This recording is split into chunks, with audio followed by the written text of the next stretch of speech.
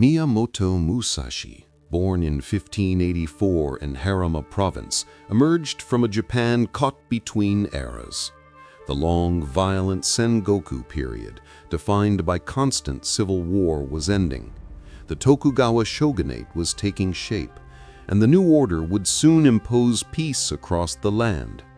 Yet Musashi's formative years were marked by uncertainty, a landscape where warriors still fought for survival and reputation, and where the sword was the final measure of a man's worth. Historical sources describe his early life only in fragments. Musashi's father, Shinmen Munisai, was a noted martial artist skilled in the jite and sword, and was connected to minor local lords. But Musashi did not grow up in luxury. He was raised in a rural setting, surrounded not by courtly refinement, but by the practical, disciplined world of provincial warriors. Tradition holds that he fought his first duel at age 13. The opponent, a traveling samurai named Arima Kihei of the Shinto-ryu school, accepted a challenge issued in Musashi's name. Whether Musashi volunteered or was pushed into it remains uncertain, but the outcome is consistent across accounts. Musashi killed Kihei with a wooden staff, demonstrating raw aggression and an unusual lack of fear. This moment marked the beginning of a life defined by dueling. As Japan transitioned toward peace, thousands of samurai found themselves without lords or salaries. Some became farmers, others became bandits. A few, like Musashi, became wandering rōnin, traveling from province to province in search of challengers. This practice, known as musha shugyo, was a type of warrior pilgrimage aimed at honing skill, achieving reputation, and pursuing personal enlightenment. Musashi wandered widely. Records place him at Sekigahara in 1600, the pivotal battle that shaped the future of Japan. Whether he fought for the Western Army or merely traveled through the area remains debated, but his presence at this historical turning point is documented in several later accounts. The aftermath of Sekigahara left many samurai masterless. Musashi simply continued on the path he had already chosen, not service to a lord, but the relentless pursuit of mastery. By his early 20s, Musashi's reputation had grown enough to draw the attention of established schools. And it was in Kyoto, a center of culture, tradition, and martial prestige, that he would face his first major test, the powerful and respected Yoshioka school of swordsmanship, a family lineage that had once served as official instructors to the Ashikaga shoguns. The Yoshioka clan represented formal tradition, polished technique, and social status. Musashi represented the opposite, an outsider, a rōnin with no pedigree, arriving uninvited to challenge one of the greatest schools in Japan. His decision to confront them was not an act of arrogance, but a calculated step in his musha shugyo. Defeating such a renowned school would cement his place in history. Losing would end his journey permanently. He challenged them openly, and the first duel would shock Kyoto. The Yoshioka school, at the time Musashi arrived in Kyoto, was among the most prestigious martial traditions in Japan. Founded during the Muromachi period, the school had provided instructors to the Ashikaga shoguns for generations. Even after the fall of the Ashikaga, their name carried weight, not only as skilled swordsmen, but as cultural elites in a city that valued refinement as much as combat. To challenge them publicly was bold. To defeat them would be historic. Musashi issued his challenge to Yoshioka Seijuro, the head of the school, sometime around 1604. Records differ on exact dates, but multiple accounts agree on the duel's outcome. Musashi arrived late, a tactic he would famously use throughout his life. Whether this was deliberate psychological warfare or simply part of his undisciplined youth is still debated by historians, but the effect was clear. Seijiro's composure faltered. The duel took place at Rendai-ji, a temple north of Kyoto. Seijiro wielded a formal katana. Musashi carried a bokken, a wooden sword. In many duels of the era, combatants aimed to draw first blood rather than kill, but Musashi fought differently. He fought to win completely. When the duel began, he closed distance aggressively and struck Seijiro with a powerful blow to the head, breaking the master's arm and decisively ending the contest. This victory stunned Kyoto's martial circles. No outsider, much less a rōnin, had humiliated the Yoshioka in this way. But pride demanded a second duel, this time with Seijiro's younger brother, Yoshioka Denshichiro. For this match, Denshichiro carried a wooden sword himself. Once again, Musashi arrived late. The duel ended quickly.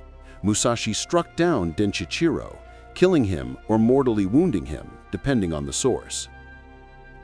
Two defeats might have ended the legacy of a lesser school, but the Yoshioka refused to let their lineage die quietly. The youngest heir, Yoshioka Matashachiro, was only about 12 years old. His supporters arranged a third duel, one that would restore honor through overwhelming force. Rather than a formal one-on-one contest, this final confrontation was an ambush disguised as a duel. Despite knowing this, Musashi accepted the challenge. On the morning of the duel, at Ichijō-ji, Musashi arrived earlier than expected. He concealed himself in the trees, observing as dozens of Yoshioka warriors, armed with swords, bows, and spears, took positions. When Matashachiro appeared, guarded by multiple bodyguards, the trap was clear. Musashi struck first. Armed with two wooden swords, one long, one short, he attacked with the emerging form of his two-sword style, Niten Ichi-ryū. Historical records and later chronicles describe the fight as brutal and chaotic. Musashi killed Matashachiro swiftly, then fought his way through the Yoshioka retainers. He escaped the grove alive, cutting down several attackers in the process. This event shattered the Yoshioka school. Their lineage ended, their prestige collapsed, and Miyamoto Musashi's reputation escalated from skilled rōnin to living legend. From this point on, his life became a continuous journey, a path dedicated to refining technique, understanding strategy, and seeking something deeper than victory alone. He would travel across Japan for decades, dueling, studying, and evolving. But no encounter became more famous or more symbolic than his confrontation with the swordsman Sasaki Kojirō, the man known as the Demon of the West. By the time Musashi confronted the Yoshioka in Kyoto, his reputation as a formidable duelist was already spreading across Japan. Yet it was his encounter with Sasaki Kojirō, often considered his greatest rival, that elevated his name into the realm of legend. Sasaki Kojirō, sometimes called Ganryū Kojirō after the sword style he developed, was renowned for both his elegance and his deadly technique.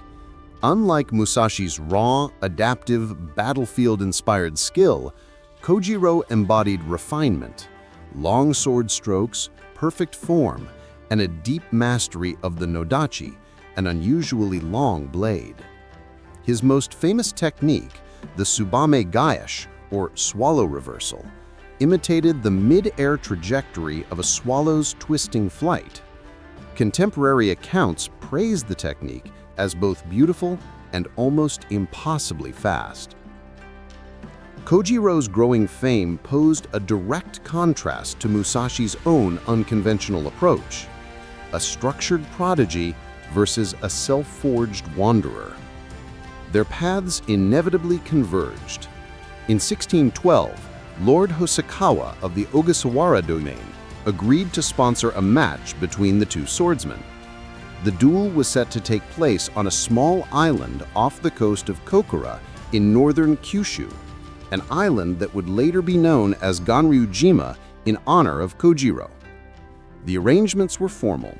Witnesses were assembled, boats were prepared, and both warriors were to arrive for a contest that would become one of the most famous duels in Japanese history. But Musashi did not follow protocol. According to multiple historical accounts, including Musashi's own students' writings, he intentionally arrived late, hours past the agreed time. Some argue this was psychological warfare. Others claim Musashi was making a deeper point about timing, one of the central concepts he would later write about in the Book of Five Rings. Regardless of motive, the effect was evident. Kojirō, already tense, grew visibly agitated as he waited under the sun. When Musashi finally stepped onto the beach, he emerged not with a traditional sword, but with a wooden blade carved from an oar during the boat ride over. The weapon was roughly the same length as Kojirō's nodachi. The duel was brief. Witnesses describe Kojirō drawing his sword and cutting forward with incredible speed. Musashi sidestepped, closing distance, and delivered a single, powerful strike to Kojirō's head with the wooden sword. The blow shattered Kojirō's skull. The demon of the West fell, and Musashi walked away victorious. This duel marked the high point of Musashi's career as a combat swordsman. From this moment onward, the historical record shows a shift. Musashi continued to travel, yes, and fought more duels, but his journey was no longer solely about proving himself in combat. Increasingly, he turned his attention towards strategy, philosophy, teaching, and the deeper meaning of martial skill. He entered the service of the Kuroda clan for a brief period, then aligned himself loosely with the Hosokawa family, who would later become his patrons. Musashi also became involved in several military campaigns, including the Shimabara Rebellion of 1637-38, where he served in an advisory role rather than in frontline combat. Age did not soften him, but it did deepen him. The Musashi of his 40s and 50s was no longer a young duelist seeking challenges. He had become a thinker, a strategist, a swordsman whose mastery extended beyond technique into the realms of timing, perception, mental clarity, and the philosophical essence of conflict. It was during this stage of life that Musashi began to develop his most enduring legacy, the two-sword Niten Ichi-ryū, and the writings that would define him for centuries to come. After the duel with Sasaki Kojirō, Musashi's life entered a new phase, marked less by relentless dueling and more by refinement, the shaping of a philosophy that extended far beyond swordsmanship. Although he continued to travel, often visiting temples, martial schools, and influential lords, the focus of his journey shifted from physical dominance to intellectual and spiritual mastery. One of his major contributions during this period was the formal development of Niten Ichi-ryū, his two-sword style. Traditional Japanese swordsmanship typically emphasized either the katana or the shorter wakizashi, used separately and for distinct purposes. Musashi, through decades of combat experience, realized that using both simultaneously offered a strategic advantage in both offense and defense. In his teaching, he emphasized adaptability, rhythm, distance, and an unyielding calm, lessons learned from a lifetime of facing death.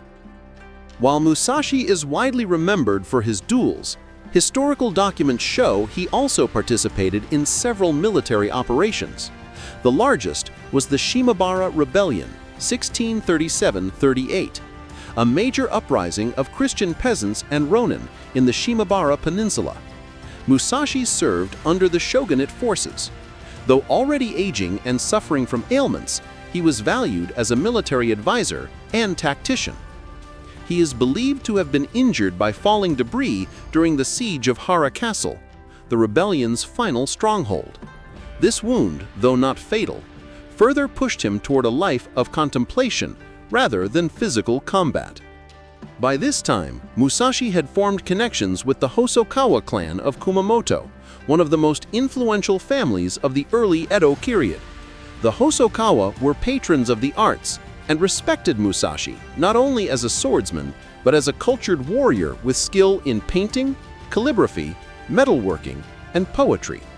His artwork, such as the famous ink painting Shrike on a Dead Branch, reflects the Zen simplicity and sharp perception that had guided his life.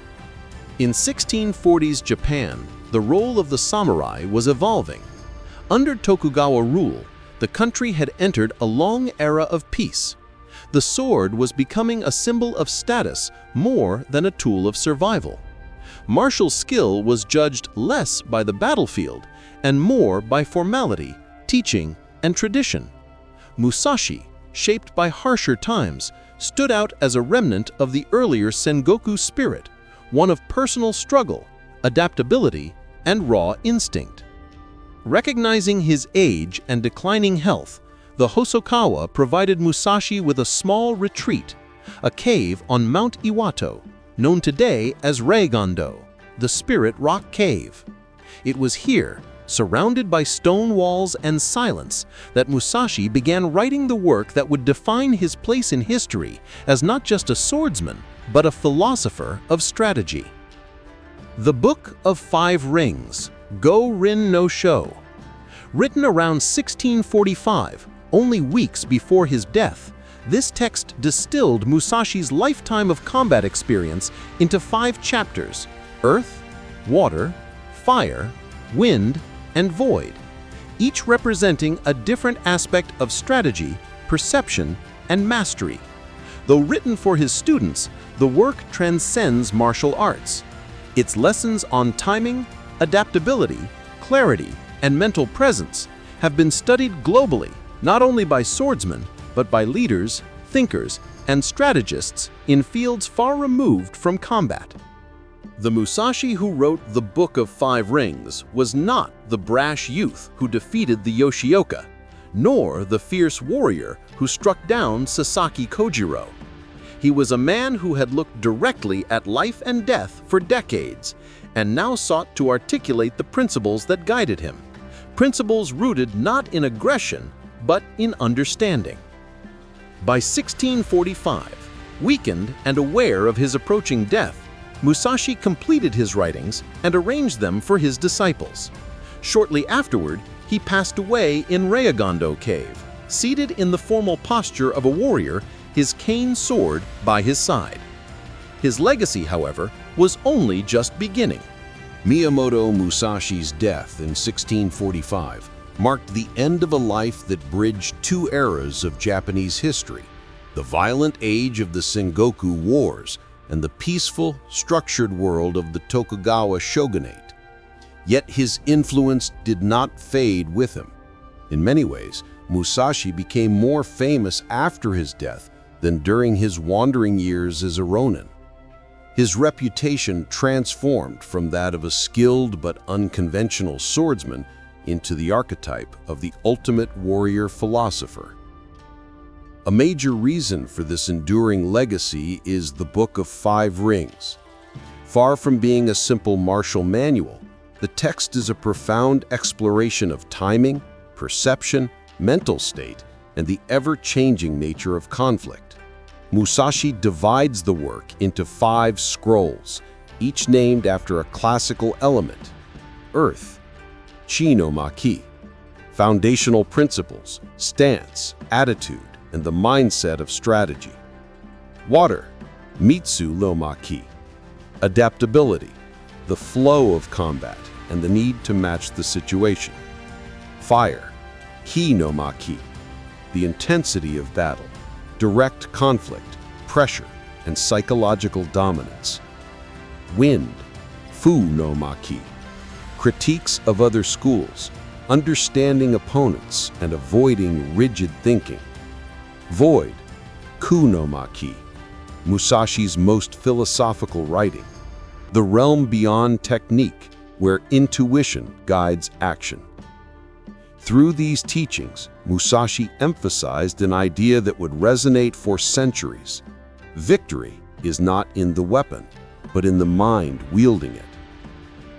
Outside of the text, Musashi's artistic and cultural contributions also solidified his place in Japan's heritage. He practiced ink painting, calligraphy, sculpture, and metallurgy. His artwork displays the same qualities found in his martial philosophy: sharp observation, simplicity, and an understanding of ma, the space between things. His famous paintings like Shrike on a Dead Branch and Bodhidharma crossing the river are still studied as examples of Zen-influenced warrior art.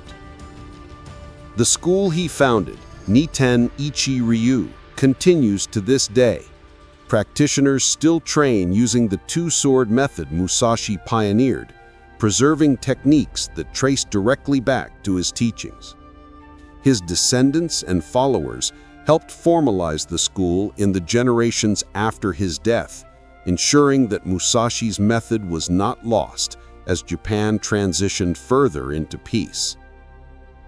Yet for all the historical documentation, Musashi's life is also surrounded by layers of myth. Edo period novels, Meiji-era romanticism, wartime nationalism, and modern media have all shaped his image. Films, manga, and novels, especially Eiji Yoshikawa's Musashi, helped transform the historical figure into a symbol of perseverance, self-discipline, and the pursuit of mastery through hardship. What makes Musashi unique in Japanese history is not simply that he was undefeated in over 60 duels, nor that he killed Sasaki Kojirō on Ganryū Island. It is the combination of martial excellence, philosophical depth, artistic sensitivity, and adaptability that defined him. He was a swordsman who survived the chaos of war, a strategist who understood human nature, an artist who captured subtleties in ink, and a thinker who articulated universal principles of conflict.